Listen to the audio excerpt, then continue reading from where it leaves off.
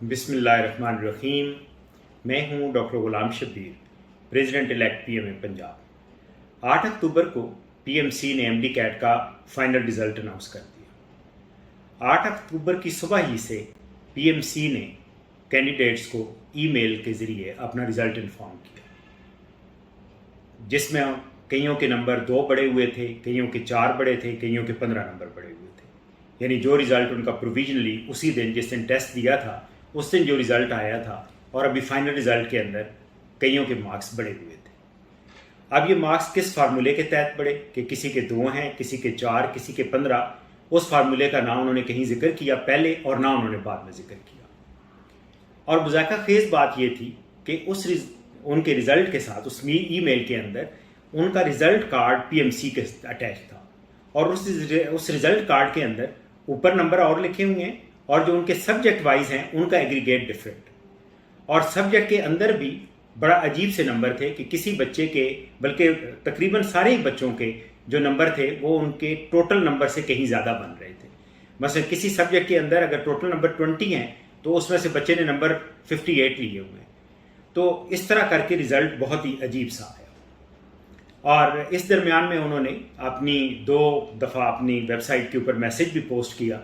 एक दफ़ा उन्होंने कहा कि इस रिज़ल्ट को इग्नोर किया जाए, यानी ना उन्होंने ये कहा कि ये उनकी वेबसाइट हैक हुई हुई है या गलती से भेजा गया है, और उन्होंने दूसरी दफ़ा किया और उन्होंने कहा कि जी जो रिज़ल्ट कार्ड साथ आया है उसको इग्नोर करें और आप अपने सिर्फ एग्रीगेट मार्क्स देखें। अब ये नहीं समझ आ रही कि ये वो जिस कंप्यूटर सिस्टम की वो इतनी तारीफ़ें कर रहे हैं, अगर वो रिज़ल्ट फाइनल सही नहीं दे सकता तो उसने इम्तिहान कैसे सही दिया होगा। सो ये सिर्फ एक दिन की बात एक चीज़ इंडिकेट कर देती है कि उनका कंप्यूटर सिस्टम बिल्कुल नाकारा है और उसको बिल्कुल रिलायबल नहीं है, उसको बिल्कुल भी एतबार के काबिल नहीं समझा जा सकता। उस दिन उन्होंने कहा कि रिज़ल्ट जो है वो हम एक प्रेस कॉन्फ्रेंस में अनाउंस करेंगे, और उस प्रेस कॉन्फ्रेंस का ये पिछले 2 दिन से ढंढोरा पीट रहे थे। साथ ही उन्होंने रावलपिंडी इस्लामाबाद के इंतहाई मुअज़्ज़ज़ जर्नलिस्ट को भी बुलाया हुआ था। अब जब पीएमसी ने अपनी प्रेस कॉन्फ्रेंस शुरू की तो दोनों साहिबान एडवोकेट अली रज़ा साहब और डॉक्टर अरशद तकी जब आए तो उनकी बॉडी लैंग्वेज से यूं लग रहा था कि जैसे वो रिज़ल्ट सुनाने में काफ़ी खौफज़दा हैं, क्योंकि ये बात सच है कि किसी चीज़ के जो रिलायबल ना हो उसको लोगों को बताने में डर ही लग रहा होता है, क्योंकि उसको डिफेंड कैसे करेंगे।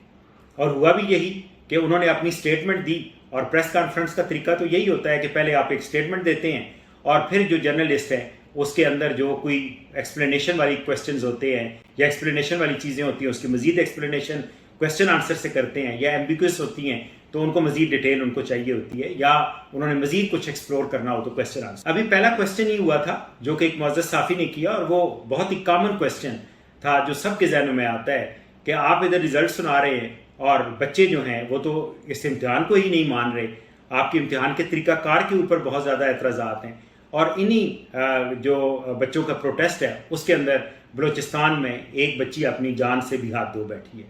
अभी उन्होंने अपना ये क्वेश्चन पूरा ही नहीं किया, यानी सवाल अपना पूरा ही नहीं किया, जिसको कहते हैं कि अभी सवाल उनके मुंह में ही था कि अली रज़ा साहब फ़ौरन चीखे और उन्होंने कहा ये प्लान क्वेश्चन है।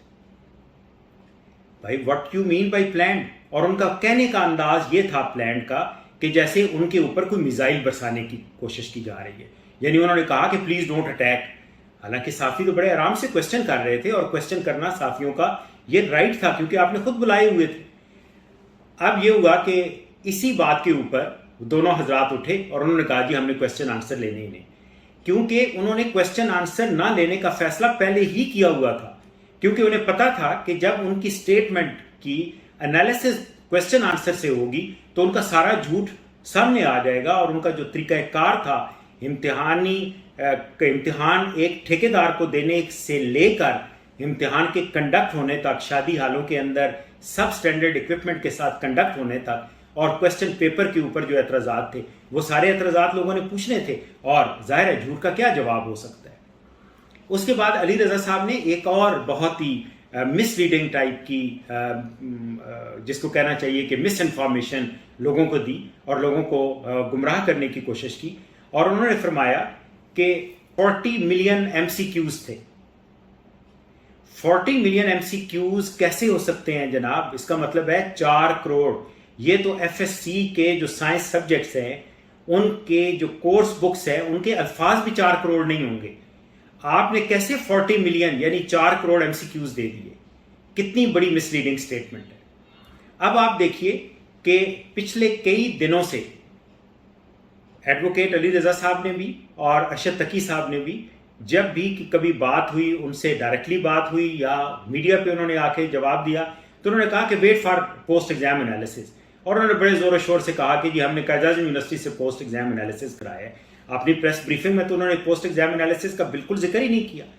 شاید علی رضا صاحب کو یہ نہیں پتا کہ پوسٹ ایگزام انالیسس کے اندر یعنی جو آبجیکٹو اسٹرکچرڈ ایگزام ہوتا ہے اس کا پوسٹ ایگزام انالیسس کیا ہوتا ہے. یا تو آپ بتاتے کہ کتنے MCQs تھے جن کا ڈیفیکلٹ لیول 0.2 سے 0.4 تھا, یا کتنے تھے کہ جن کا 0.4 سے 0.6 تھا, اینڈ سو آن. پھر آپ یہ بتاتے کہ کتنے ایسے کویسچنز تھے کہ جن کا ڈسکریمنیٹری انڈیکس کتنا تھا, کہ کیسے وہ ڈفرینشیٹ کر رہا تھا high achiever and low achiever بچوں کے درمیان MCQs پراپرلی ڈفرینشیٹ کر رہے تھے. پھر آپ ریلائبلٹی کوشچن بتاتے ہو, انٹر آئٹم ریلائبلٹی ہے وہ کتنی تھی. آپ نے تو کسی ایک بھی چیز کا جواب نہیں دیا.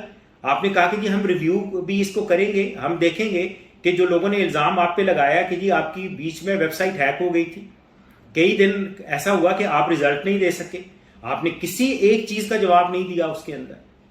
اس کا مطلب یہ ہے کہ آپ نے بالکل ٹوٹلی گمراہ کیا لوگوں کو اپنی پریس کانفرنس کے نام پہ رزلٹ کو اناؤنس کر. آپ نے ایک اور بہت بڑا تیر مارا, لوگوں کو یہ بتا گے کہ کوئی ایسا ادارہ ٹرانسپیرنسی نہیں شو کر سکتا.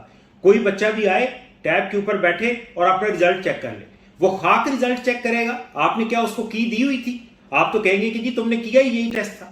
جو آپ اس کو دیں گے, بچے کے پاس کیا ثبوت آپ نے چھوڑا ہوا ہے کہ اس نے وہی چیزیں اٹیمپٹ کی ہوئی ہیں کہ جو آپ اس کو دکھا رہے ہیں. سو برائے مہربانی یہ لوگوں کو بے وقوف کرنا بند کیجئے. آپ دیکھیے کہ اگر آپ نے پوسٹ ایگزام انالیسس کرایا ہوتا, جو کہ ایک فیکٹر تھا آپ کے ایگزام کے لیے, جبکہ ایگزام پہ جو اعتراضات ہیں ہم دوبارہ اس کو دہراتے ہیں کہ ایگزام پہ یہ اعتراض ہے کہ ہر بچے کا ڈیفیکلٹ لیول ڈفرینٹ تھا, جبکہ آئین کے مطابق, ایکٹ کے مطابق سنگل ٹیسٹ ہونا تھا. آپ کی خود اپنی جو اس میں section 18 of the Pakistan medical commission act 2020 ہے, اس کے اندر لکھا ہوا ہے there will be a single MD-CAT test on a day. ایک دن پہ ہونا تھا. آپ نے اس کا تو کسی طرح سے آپ نے جواب نہیں دیا. آپ نے یہ جواب نہیں دیا کہ آپ نے یہ ٹھیکیدار کو کیوں دیا کہ پبلک یونیورسٹیز کے ہوتے ہوئے. سو آپ نے جو یہ رزلٹ دیا اس کو ہم کسی حساب سے نہیں مانتے. کیوں نہیں مانتے؟ اس کی وجہ ہم نے آپ کو بڑی ویلڈ ریزن, صحیح والی وجہ آپ کو بتائیں. اس میں کوئی ہمارا آپ سے کسی اور قسم کا اختلاف نہیں ہے, کوئی ذاتی اختلاف نہیں ہے. کوئی ہمارا آپ سے صرف اس اختلاف ہے تو وہ یہ ہے کہ آپ نے غلط طریقے سے ٹیسٹ کرایا, آپ سے ٹیسٹ لیا ہی نہیں جا سکا, آپ کے اندر یہ کیپیبلٹی نہیں تھی کہ آپ ٹیسٹ لیتے. سو آپ نے ٹیسٹ اتنے غلط طریقے سے لیا اور پھر آپ نے رزلٹ بھی انتہائی غلط طریقے سے. اس رزلٹ کی بیس پر کسی بچے کا اگر آپ